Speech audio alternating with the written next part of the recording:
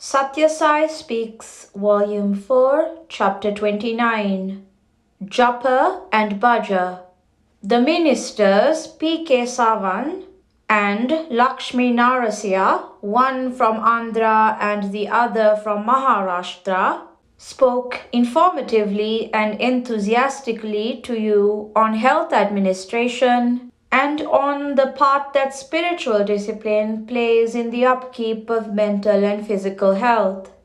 Sawant spoke about the work being done in the Maharashtra state to eradicate disease in the villages and to persuade doctors to settle in the villages. He said that the ancient Ayurvedic system of medicine was more suited to the food habits and the climatic peculiarities of this country, and since it used the drug available in the neighborhood of the village, it was cheaper and more easily available. He also said that he has never been a patient so far because he has been able to resist disease by means of strict observance of the rules regarding food, sleep, and recreation.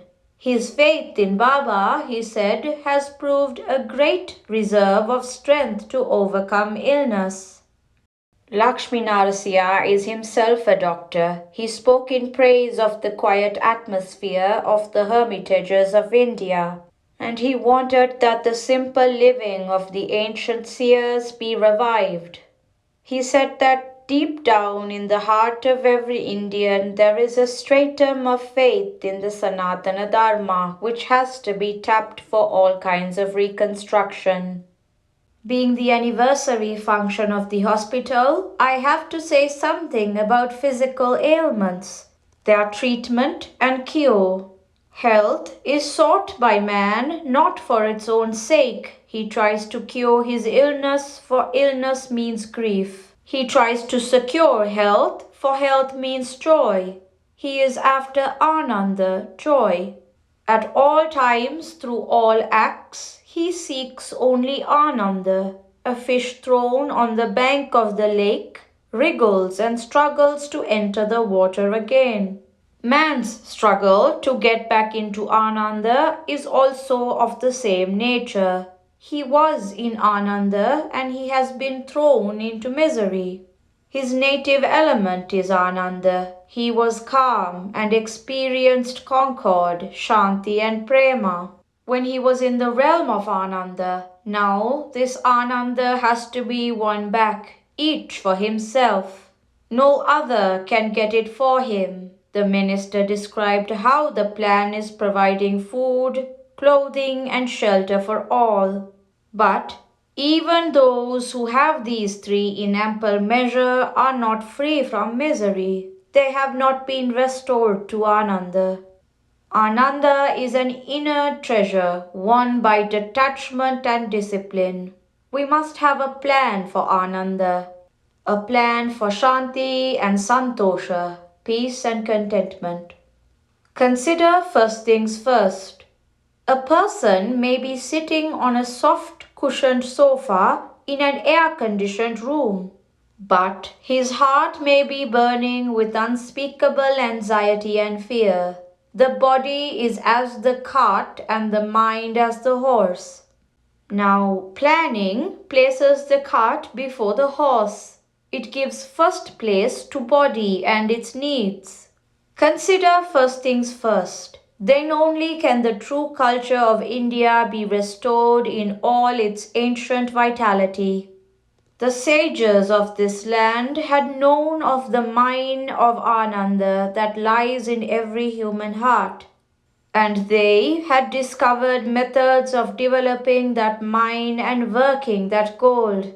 They said that if Bhumata, Mother Earth, Gomata, Mother Cow, Nijamata, one's own mother, and Vedamata, Mother Scripture, were revered and fostered and used as best as they could be, happiness is certain and liberation is assured.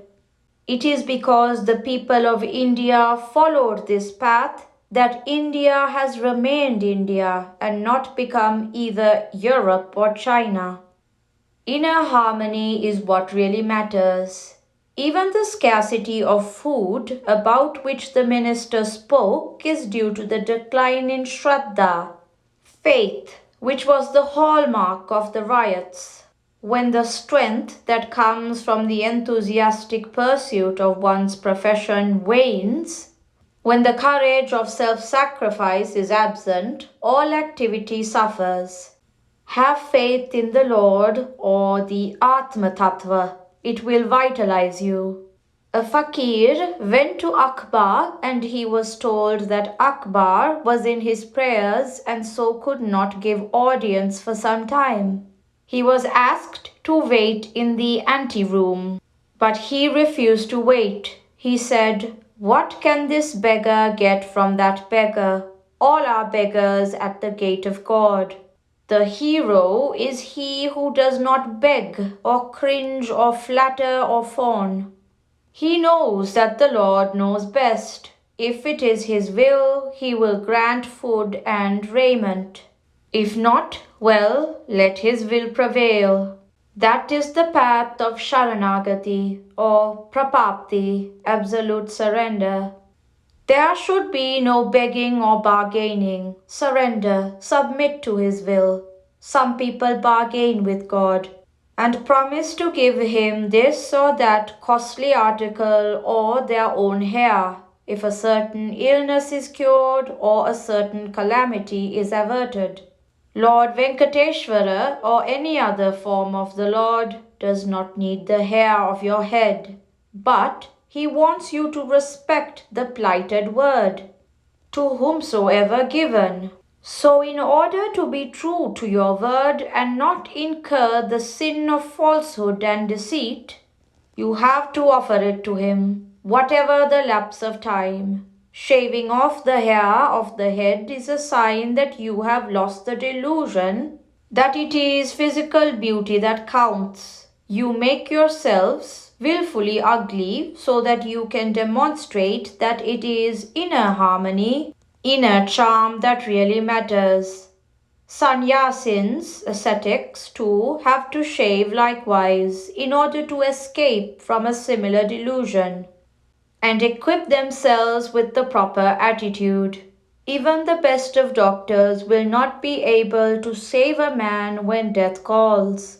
Men have to respond to that call, whether they are on a pilgrimage to Kedara or Badri or Rameshwaram, whether they are bridegrooms in the ceremonial seat before the ritual fire.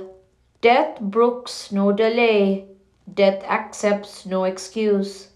Tears do not move his heart, nor can threats keep him away. The waking and dreaming stages. Emperor Janaka was listening to the soothing strains of music in the Darbar hall, and he fell asleep on his throne. Slowly and silently, the courtiers and musicians slid out of the hall, leaving him to himself.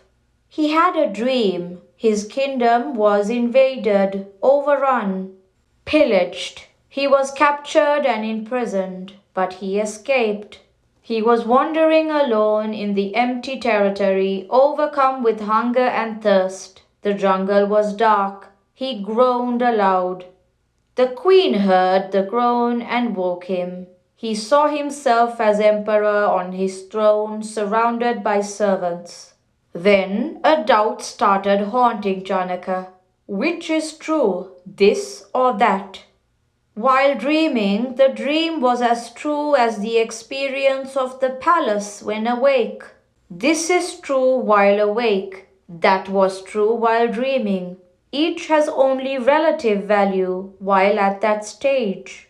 Nothing is absolutely true, really real. The waking experience is as unreal as the dream experience. When you are in deep sleep, there is no world at all. When you attain the superconscious fourth stage, the I alone remains, the universal I. which was mistaken even in the sleeping stage as limited and particular. Fix responsibility for your health on Him. A few minutes of quiet thought will convince you of this, but you are too busy with trivialities to pay attention to the vital needs. Plant the seed of the name of the Lord, any one of His thousands of names that appeals to you, in the well-prepared soil of your heart, and let it sprout in the silence there. Water it with love and service to fellow man. Guard it against pests and cattle, the outward dragging emotions and passions, by putting up the fence of Japa and Dhyana. Then you will get the harvest of Ananda. Minister Savant said that faith in Sai Baba is keeping him fit, the mind and body, all these years.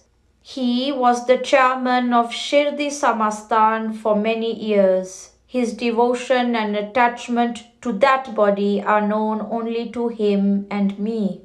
So when he says that Baba has been keeping him healthy and strong, I know that it is true and that his faith is deep and sincere. If you have sincere devotion, you will fix the responsibility for your health on Him, and He will also accept that responsibility. Your mind will be so full of happiness that your body will be a fit instrument for sadhana.